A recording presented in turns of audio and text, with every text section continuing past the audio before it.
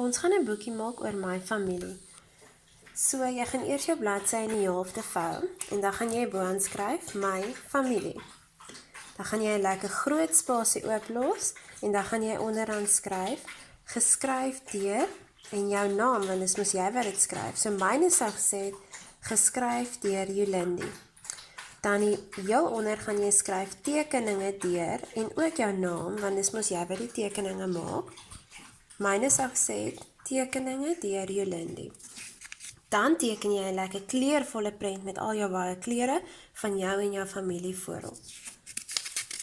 Dan blaai jy om.